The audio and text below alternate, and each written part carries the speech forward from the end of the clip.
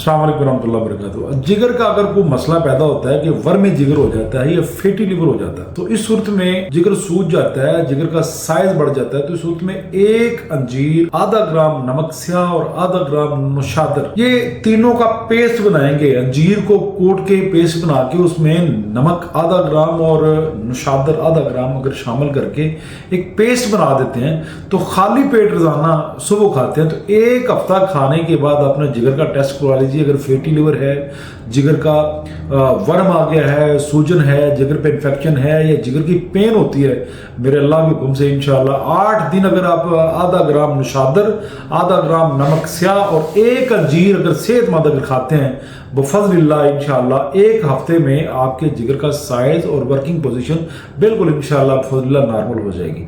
इसको इस्तेमाल करिए, दूसरों को बताइए, इस वीडियो को, इस पैगाम को दूसरों तक पहुंचाएं ताकि दूसरों का फायदा हो जाएगा। कम खर्च और बाला नशी है। नमक का और नुशादर का अगर कॉम्बिनेशन बनाते हैं, ये अक्सीर जिगर वाला ये बनता है।